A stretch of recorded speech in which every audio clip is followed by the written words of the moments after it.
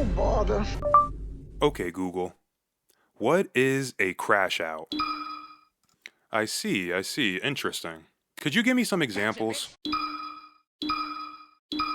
Yeah, I think I know where this video is going. Have you ever been pushed so far that you were ready to throw it all away? Like you just didn't care anymore, the gloves were off. You see, there's a special breed of person that thrives off this feeling and oftentimes do their best work. That kind of person I'm talking about today is an anime main character, or an anime MC. But not just any anime MCs, no. We're talking about them anime MCs that are special grade levels of crash out, especially if their homie gets iced right in front of them. So join me as we take a look at what happens when the anime MC crashes out. Alright, so Naruto has crashed out many times in his tenure as a Hidden Leaf Ninja. You know, back in the days before him and Kurama squashed the beef, and Kurama could still say, nah, mom said it's my turn to play. He had Naruto running around looking like Sonic Fox. Alright, my fault anyway. So the plan is simple. Trap Orochimaru and Kabuto by disguising Yamato as Sasori. Now mind you, Naruto and the rest of the team were specifically told not to engage in running the ones. Okay. At the bridge, Yamato, disguised as Sasori, is trying to pass the speech check with only level 6 charisma against Kabuto, and out of the showers is the Diddy of the Hidden Leaf, Orochimaru. Now I know what you're thinking. Didn't you mean to say out of the shadows? No. Now this man, or whatever you want to call him, is the definition of a snake. No pun intended.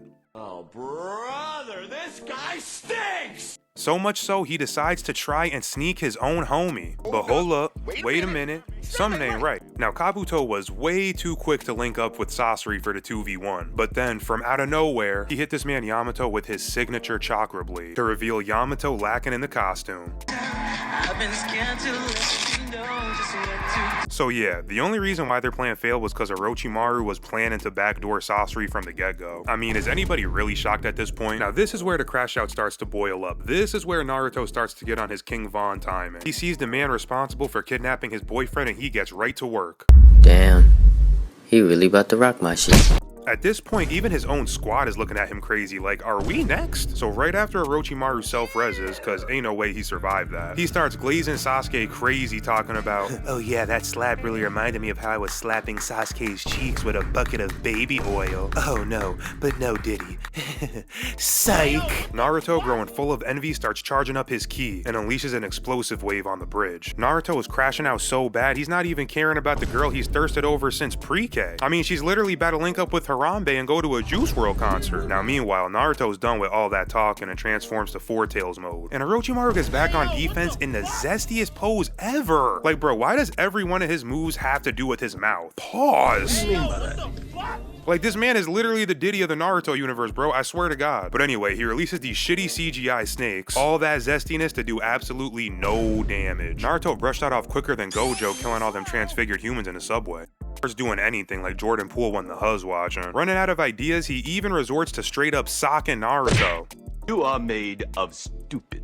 So Naruto has finally decided to call in the big guns, and he starts popping all these chakra balls like they're blue chews, absorbs all the energy as he proceeds to take on his Dave Blunt's transformation, getting ready to unleash pure chaos looking like Scarlet Witch. Orochimaru tried to get back on defense, but Naruto already exploded, kinda like the toilet after I have a 6-piece black and tender from Popeyes. And this was when Naruto was on full crash out mode. Like look at this, he thinks he's Vegeta with this, "You're gonna destroy the planet, father," looking ass move. I mean, that Bijou bomb low-key wasn't even shit compared to the Final Flash. I mean, look at this. But it's all for show, just like the Final Flash, because this man Orochimaru was stanced up like a damn ostrich, taking no damage. It's at this point Yamato realizes this has gone on long enough. He subdues him with his jutsu and brings him back to planet Earth, and that is going to conclude Naruto's crash out. Let's get to the next one. So a quick backdrop to this one. This man Ichigo has been getting absolutely bodied by the Espadas. You would have thought the unemployed Soul Reaper got a part-time job at Bang Bros. I'm not gonna lie, this whole arc was looking bad for the heroes. Chad got wasted in record time, then he got his ass dogged in front of his girl, and then they put her in the Bang Bros meme. And then to make it all worse, he got packed up by this big ass mixture of Dodoria mixed with Carl Winslow and what this fit. Not to mention that Ulquiorra, the top aura farmer in the Espada, he was cooking this man every fight, and Ichigo was still trying to pull the Vegeta against Zarbon in front of Bulma. He pulls up to the Espada HQ or whatever, so he can save his little mean thing. Now after he went 0-2 against Ulquiorra, I'm not gonna lie, Ichigo got in the gym, and he was able to hang with him like way more. Dare I say even cooking him up a little bit. I ain't gonna lie, I'm getting cooked. So he tries to turn the tide by getting on his Frieza timing. Oh, you think you cold now? Just wait until my edit music kicks in. Man, what the fuck are you talking about? Edit music.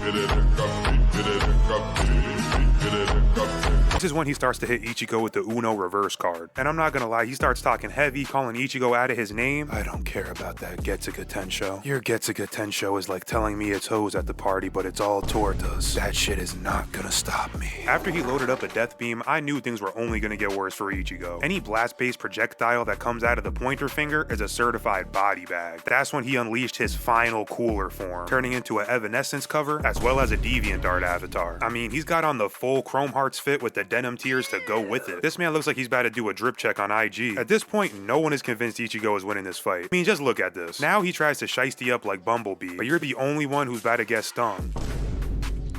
Oh, brother, this guy stinks! And it doesn't take long for this man to get put into a Swisher Suite, while his Snow Bunny and his main mans was watching. And I already knew Uryu was plotting on some. He would have wanted you to move on and be happy, face ass. And with Odahime having a breakdown when all hope is lost, that's when this man starts his crash out. So first this man reses like Phoenix and Valorant. Then he tries to go fit for fit with Ulquiorra. So with the crash out fully underway, Ichigo wasted no time loading up a Bijou Dama and sending it straight to Ulquiorra. Now he gets offended and starts thinking shit is still sweet, but after this image, we know he thinks otherwise. Just by the look on his face, you'd think he was about to get his cheeks took. I like you, and I want you.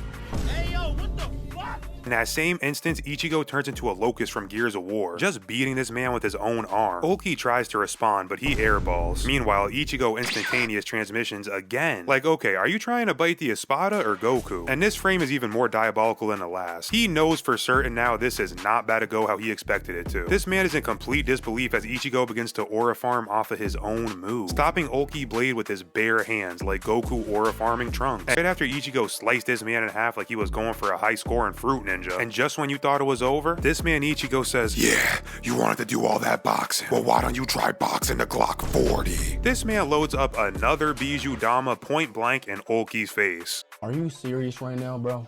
This man drops a damn nuke on his dome piece, creating a mushroom cloud in the process. Now Ichigo decides to put the cherry on top, like Usher with your girl's tongue front row. He's about to stab my son right in the stoma, having him looking like, I used to love to swim. But then Uryu tries to intervene. He just stabs his own homie. Yeah, I told you this man was crashing out, but of course it takes his fine shit to freak out and not stabbing his own man to break him out of his crash out. And then Ulki hits the, Mr. Stark, I don't feel so good, as he disappears, thus concluding this crash out. Who is next on the hot seat?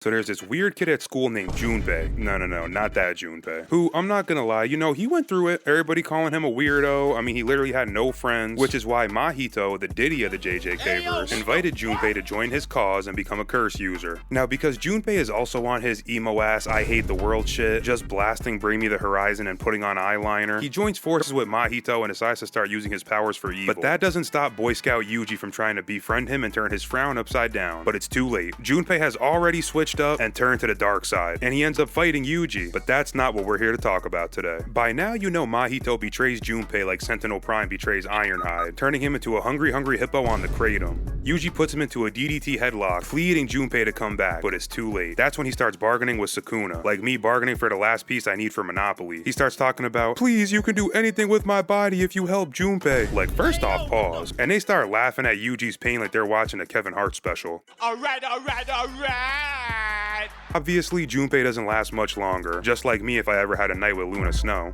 Must stay focused, brothers. We must stay focused. This is when the crash out begins. And this crash out is absolutely menacing. I mean, look at this. This has to be one of the most visceral main character crash outs ever, just because of the visual alone. And this is when I knew Yuji didn't need domain expansion. Crashing out is this man's curse technique and the world is his domain. So at this point, Yuji has completely lost it. He goes after Mahito. He just starts swinging at this man uncontrollably, letting Mahito have a merry fistmas. But it doesn't stop there. Mahito does his best impression of Whiplash from Iron Man 2, and Yuji hits his best impression of Simone Biles, dodging all of that shit. Mahito loads up the drill hand from Bioshock and launches it. Yuji, proving he's Weeb Nation certified by dodging another attack. Getting fed up, he grabs Mahito's stretchy arm and extendo fingers, but Mahito gets his ass with the spikes. But he forgot that he was dealing with Crash Out Yuji, so he just closed his hands even tighter, and he uses the leverage to swing his body from out of the window. And he follows this move up with a Detroit Smash. Like, bro, you are not Deku.